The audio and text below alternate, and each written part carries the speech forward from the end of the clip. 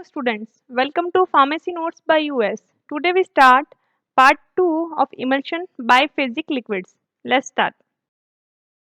पहले अपन ने बात की थी कि इमल्शन कौन सा होता है, उसके टाइप्स क्या हैं, क्लासिफिकेशन क्या है। आज अपन बात करेंगे टेस्ट ऑफ आइडेंटिफिकेशन, यानी कि अपन ने अगर दो तरीके की इमल्शन बनाए, water in oil and oil in water, या अपने को कभी कोई सैंपल मिला तो अपन कैसे पहचानेंगे कि ऑयल इन वाटर है या फिर वाटर इन ऑयल है। उसके लिए कुछ आइडेंटिफिकेशन टेस्ट हैं, अपन वन बाय वन सबकी बात करेंगे। पहला है मिसिबिलिटी और डाइल्यूशन टेस्ट।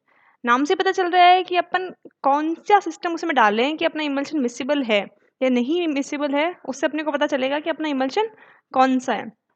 जैसे कि सपोज मुझे कोई इमल्शन देता है ए टाइप का, उसमें जैसे मैं वाटर डालूं उसको अल्टीमेट डाइल्यूशन तक मैं सिस्टम को पहुंचा दूं और मेरा सिस्टम अगर स्टेबल है तो इसका मतलब क्या होगा कि भाई मैंने वाटर डाला और सिस्टम तभी मेरा स्टेबल है, यानी कि जो इमल्शन है उसकी जो कंटिन्यूस फेज है उसके अंदर भी वाटर होगा, तभी मेरा सिस्टम स्टेबल हो पाया, या फिर आपस में अनडिस्ट्रीब्यूटेड नहीं हुआ या फिर सेपरेट नहीं हुआ, तो वो इमल्शन होगा ऑयल इन वाटर। और वही पानी डालती है अगर मेरा सिस्टम अनस्टेबल हो जाता है या फिर होमोजीनियस नहीं रहता, यानी कि ऑब्वियस है कि उसकी जो कंटिन्यूस फेज है उसके अंदर वाटर नहीं था, ऑयल था, तभी मेरा इमल्शन है जो सेपरेट हो गया, तो इमल्शन होगा वाटर इन ऑयल। सेकंड है स्टेनिंग और डाई टेस्ट, यानी कि मेरा emulsion according to their dye कि वो वाटर सॉल्युबल है या ऑयल सॉल्युबल है, कौन सा तरीके का इमल्शन है अपन वो भी पता लगा सकते हैं।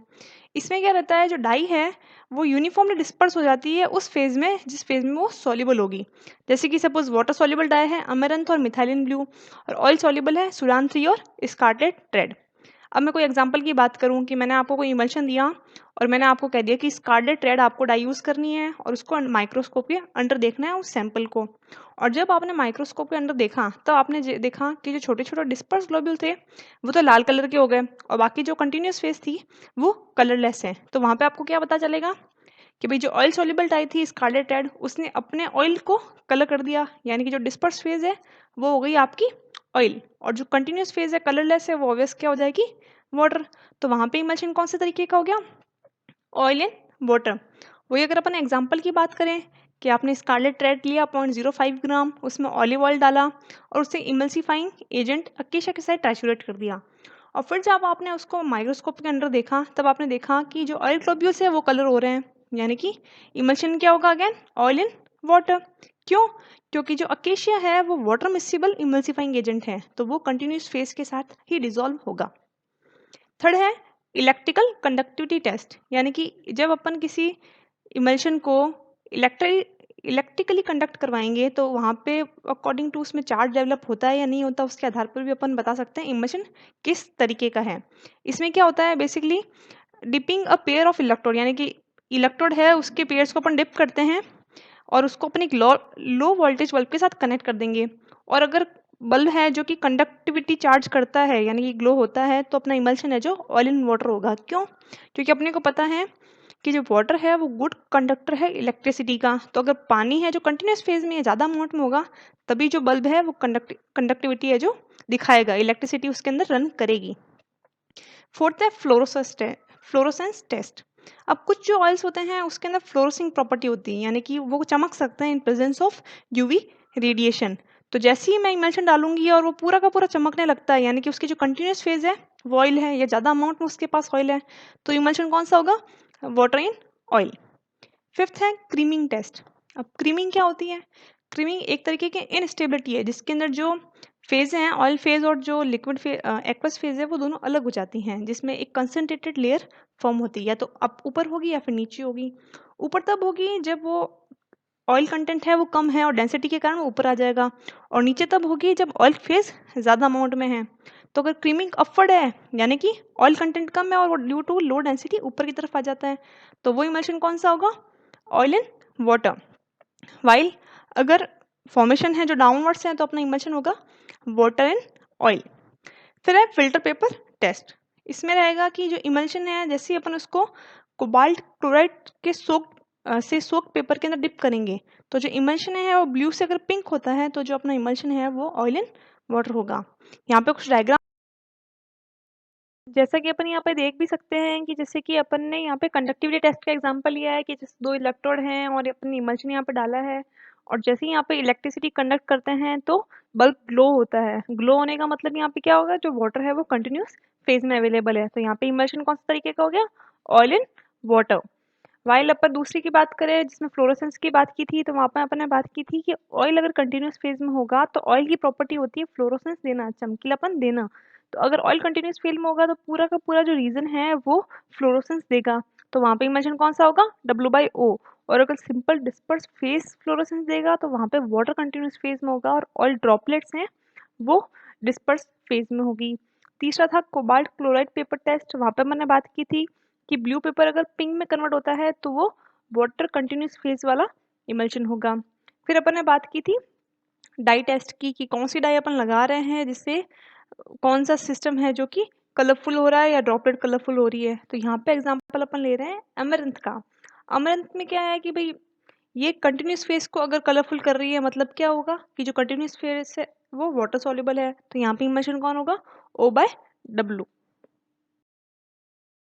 पॉइंट है मेथड ऑफ प्रिपरेशन, यानी कि अब अपने को इमल्शन बनाना है तो अपने को कौन कौन से मेथड यूज करने होंगे। तो सारे के सारे मेथड्स हैं वो निर्भर करते हैं कि अपन इमल्सिफाइंग एजेंट कौन सा ले रहे हैं। यानी कि डिफरेंट डिफरेंट इमल्सिफाइंग एजेंट्स के लिए बनाने के तरीके भी अलग अलग रहेंगे। तो सबसे पहले अपन बात करते हैं कि इमल्सिफाइंग एजेंट कौन कौन से हो सकते हैं। तो वो या तो नेचुरल गम हो सकती हैं, या फिर गम का सब्स्टिट्यूट हो सकता है, या सोप हो सकता है, सेपोनिन हो सकते हैं, स्टार्च हो सकता है, या फिर नेचुरल या फिर सिंथेटिक वैक्सेस हो सकती हैं। अगर इमल्शन कंटेनिंग नेचुरल गम्स हैं तो वहाँ पे बनाने के तरीके क्या क्या रहेंगे। तो मोस्टली नेचुरल गम्स में अपन बात करते हैं तो वहाँ पे भी नेचुरल गम कौन सी है, अकेशिया है, कंपाउंड अकेशिया है, ट्रेगागैंथ है, या फिर आइरिस मॉस है। उसके हिसाब से भी method of preparation are different. तो सबसे पहले अपन बात करते हैं गम अकेशिया कंटेनिंग इमल्शन, यानी कि वो इमल्शन जिसमें अपन इमल्सिफाइंग एजेंट गम अकेशिया ले रहे हैं। यहाँ पे भी 4 मेथड की बात की गई है कि आप अगर गम अकेशिया से भी इमल्शन बना रहे हैं तो आपको according to your drug 4 different different method use करने पड़ेंगे। तो सबसे पहले है ड्राई गम मेथड। अब जैसे नाम से पता चल रहा है ड्राई, ड्राई मीन्स कि यहाँ पे जो वाटर है वो अपन सबसे लास्ट में डालेंगे। सबसे पहले oil and emulsifying agent add होगा, ट्राइचुरेशन करेंगे, फिर वाटर डालेंगे और जब तक एक क्लिकिंग साउंड नहीं आ जाती तब तक उसे कंटिन्यू अपन स्टर करते रहेंगे और ट्राइचुरेट करते रहेंगे। ये बन गया अपने यहाँ पे प्राइमरी इमल्शन। फिर जो भी क्वांटिटी सफिशिएंट वाटर रिमेनिंग है वो उसमें ऐड करके वॉल्यूम मेकअप कर देंगे। यहाँ पे अगर आपको याद हो तो मैंने आपको बताया था कि अकेशिया गम और गम ऑयल और वाटर का एक फिक्स रेशो लेते हैं। यानी कि वॉलेटाइल ऑयल है तो फिक्स रेशो लेंगे, फिक्स्ड ऑयल है तो फिक्स रेशो लेंगे, और मिनरल ऑयल है तो फिक्स रेशो लेंगे। अगर आपको याद हो तो OWG ऑयल वाटर गम फिक्स के लिए था 4:1, मिनरल के लिए था 3:1 एंड वॉलेटाइल के लिए था 2:1। फिर है वेट गम। वेट गम के अंदर वेट मतलब कि पहले ही अपन उसके अंदर एक्वा सिस्टम को ऐड कर रहे हैं, यानी कि अकेशिया को पहले वाटर के साथ ट्राइचुरेट करेंगे, फिर उसके अंदर अपन ऑयल डालेंगे, वही प्राइमरी इमल्शन बनाएंगे, फिर जो भी रिक्वायर्ड क्वांटिटी है वॉल्यूम मेकअप करने के लिए वो अपन ऐड कर देंगे। फिर है वॉलेटाइल ऑयल के लिए मेथड, उसे कहते हैं बोटल मेथड। अब अगर वॉलेटाइल ऑयल को मैं बाहर ट्राइचुरेट करूंगी तो क्या होगा, वॉलेटाइल ऑयल नेचर वॉलेटाइल है तो वो इवोपोरेट हो जाएगा।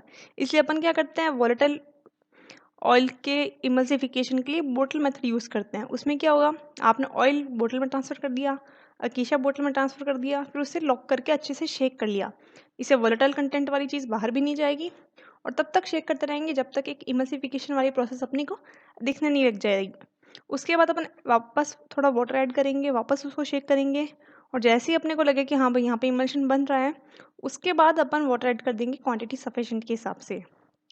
अगर इसके दौरान भी इमल्शन नहीं बनता तो अपन कुछ दूसरे मेथड्स यूज़ करते हैं या कुछ इक्विपमेंट्स यूज़ करते हैं जो कि इमल्शन बनाने में हेल्प करते हैं। जैसे कि होमोजेनाइजर्स हैं, हैंड होमोजेनाइजर हो गया या फिर सिल्वर्सन होमोजेनाइजर हो गया। ये क्या करते हैं, जो इमल्शन के बड़े पार्टिकल्स हैं उनको छोटे छोटे पार्टिकल्स में तोड़ देते हैं। इससे क्या होगा, जो इमल्शन है वो स्टेबल रूप में कन्वर्ट हो जाएगा और सीधा का सीधा इमल्सिफिकेशन जो प्रोसेस है वो अपने को रीच हो जाएगी। फिर दूसरा है कंपाउंड अकेशिया इमल्शन। इसमें मोस्टली जब ड्रग वन देन मोर ऑयल्स हो तो अपन कंपाउंड अकेशिया यूज़ करते हैं, जिसमें अकेशिया के साथ साथ दूसरे कंपाउंड्स भी हैं। अब इसमें क्या होगा भाई, emulsion containing more than one oil liquid. अगर इमल्शन एक से ज़्यादा ऑयल कंटेनिंग लिक्विड्स है या सिस्टम है तो उसके अंदर जो अपन अकेशिया डालेंगे वो उन दोनों ऑयल के कैलकुलेशन को अपन सम करेंगे और उसके हिसाब से अकेशिया ऐड किया जाएगा। फिर emulsion containing water soluble substance, जैसे कि सॉल्ट, सिरप, ग्लिसरीन, ये सब कुछ क्या है, वाटर सॉल्युबल है, तो इसके हिसाब से अपन कंपाउंड अकेशिया यहाँ पे ऐड करेंगे। फिर है रेजिनियस टिंचर। अगर रेजिनियस टिंचर का अपन इमल्स बना रहे हैं तो वहाँ पे अपन कंपाउंड अकेशिया डालेंगे। क्यों? क्योंकि अकेशिया प्रोटेक्टिव कलर का काम करता है रेजिन्स के लिए, ये इसको दीवारों पर चिपकने नहीं देगा और अच्छा इमल्शन बनाएगा। फिर है emulsion containing insoluble in water और ऑयल, यानी कि ऐसे कौन से सब्सटेंस है जो कि वाटर के अंदर इनसॉल्युबल है, वहाँ पे भी अपने को कंपाउंड अकेशिया यूज़ करना पड़ता है। जैसे कि फिनोफ्थलीन है इन लिक्विड पैराफिन इमल्शन और बिस्मिथ कार्बोनेट इन कैस्टर ऑयल इमल्शन, यहाँ पे अपन कंपाउंड अकेशिया इमल्सिफाइंग एजेंट्स का यूज़ करते हैं। फिर है emulsion containing small proportion of oil substance. कभी कभार क्या होता है कि जो ऑयल कंटेंट है वो बहुत कम है, ड्रग बहुत कम है, बट अपने को रेशियो फिक्स्ड गम का और वाटर का उतना यूज़ करना पड़ता है, तो वहाँ पे वो अनस्टेबल नहीं हो जाए, इसलिए अपने को एक blend of fixed oil add करना पड़ता है। वो mostly arachis oil, olive oil and almond oil का होता है। इससे क्या होता है कि जो एक स्मॉल प्रोपोर्शन ऑफ ऑयल है उसको एटलीस्ट अपन 20% तक ले जाते हैं, जिससे जो सिस्टम है वो स्टेबल हो जाएगा। फिर है ट्रेगागैंथ कंटेनिंग इमल्शन, यानी कि वो इमल्शन जिसके अंदर अपन tragacanth as a natural gum add कर रहे हैं। ये मोस्टली अकेशिया के लिए साथ यूज़ किया जाता है, इसको अकेला अपन यूज़ करते नहीं है। ये मोस्टली विस्कोसिटी को बढ़ाने के लिए यूज़ करते हैं। एग्जाम्पल है लिक्विड पैराफिन इमल्शन के अंदर, इसके अंदर अपन ट्रेगागैंथ को यूज़ करते हैं। फिर है Irish moss. Irish moss mostly एक सीवीड है, इसको म्यूसलेज जो है वो अपन यूज़ करते हैं। इसका एक एग्जाम्पल है कोड लीवर ऑयल इमल्शन। इनके सबके बायोलॉजिकल सोर्स और ये मैंने आपको पहले बता रखे हैं, आप उस स्लाइड में या वीडियो में देख सकते हैं। नेक्स्ट यहाँ पे कुछ डायग्राम है हैंड होमोजेनाइजर के और सिल्वर्सन होमोजेनाइजर के। हैंड होमोजेनाइजर में आप देखोगे तो यहाँ पे होपर है, यहाँ पे हैंडल है। जैसे ही आप इमल्शन को इसके अंदर डालोगे और हैंडल से रोटेट करोगे तो फाइन माइक्रो इसमें से निकलेगी ऑरिफाइस के थ्रू। और वही अगर अपन सिल्वर्सन होमोजेनाइजर की बात करते हैं तो इसमें स्पीड मॉनिटर होता है, स्पीड कंट्रोलर होता है, पावर स्विच होता है, ड्राइव शाफ्ट होती है, बेस होगा, सपोर्टिंग स्टैंड होगा, बीम होगा और इसके अंदर एक सिव भी होगी। अब सैंपल यहाँ से अपने जाएगा और जो छोटी छोटी ऑरिफाइसेस है या फिर मैशेस हैं यहाँ से निकलकर स्मॉल ग्लोब्यूल्स के रूप में बाहर निकल जाएगा और एक तरीके से अपन कह सकते हैं कि जो पार्टिकल का साइज है वो स्मॉल हो जाएगा। फिर हैं दूसरे, जैसे कि इमल्शन कंटेनिंग गम सब्स्टिट्यूट्स, यानी कि वो इमल्शन जहाँ पे अपन गम सब्स्टिट्यूट का यूज़ कर सकते हैं। मोस्टली जो गम सब्स्टिट्यूट हैं वो अपन सेल्यूलोज डेरिवेटिव या सॉल्ट ऑफ एल्जिनिक एसिड लेते हैं, या मिथाइल सेल्यूलोज यहाँ पे एक एग्जांपल है। फिर है इमल्शन कंटेनिंग सोप, यानी कि अगर अपने को इमल्सिफाइंग एजेंट सोप के रूप में यूज़ कर रहे हैं तो एक तो अपन जो सॉफ्ट सोप से प्रिपेयर होते हैं वो यूज़ कर सकते हैं। तो सॉफ्ट सोप का मोस्टली जो एक फिक्स प्रपोर्शन अपन यूज़ करते हैं, 10% तो तब यूज़ करते हैं जब फिक्स्ड ऑयल और वोलेटाइल ऑयल अपन ले रहे हैं, और 20% तब यूज़ करते हैं जब अपन फैट ले रहे हैं। बी है soap emulsion in which soap is formed by chemical interaction. कभी कभार क्या होता है कि सोप है जो कि केमिकल इंट्रैक्शन से बनता है, बट कुछ कुछ लिक्विड्स ऐसे होते हैं जो कि फ्री फैटी एसिड से उनमें नहीं होता है, तो इमल्सिफिकेशन उसमें हो नहीं पाती, इसलिए अपने को उसमें अलग से फ्री फैटी एसिड्स ऐड करने पड़ते हैं, जैसे कि liquid paraffin and turpentine oil. यहाँ पे ऐड करने के मेथड्स हैं, एक तो सिंपल एडमिक्सचर मेथड है, इसके अंदर अपन सीधे ही फ्री फैटी एसिड्स मिक्स करके उसको विग्रसली शेक कर देंगे जब तक कि क्रीम ना बने। दूसरा है कॉम्प्लेक्स एडमिनिस्ट्रेशन, ये mostly W/O type of emulsion बनाने के यूज़ किए जाते हैं। इसके अंदर अपन कैल्शियम हाइड्रोक्साइड सॉल्यूशन यूज़ करते हैं। फिर है ऑर्गेनिक सोप इमल्शन, इसके अंदर एक एग्जांपल है ट्राई इथोलामीन, ये मोस्टली ग्लिसरीन को रिसेंबल करता है जो कि विस्कोसिटी बढ़ाने में हेल्प करता है।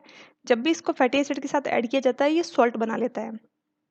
फिर है emulsion containing saponin. Saponin mostly foam create करने के लिए रिस्पॉन्सिबल है, जैसे कि quillaia liquid extract and tincture of senega, जो कि मोस्टली एक्सपेक्टोरेंट या फिर ब्रोंकेटाइटिस में काम आते हैं।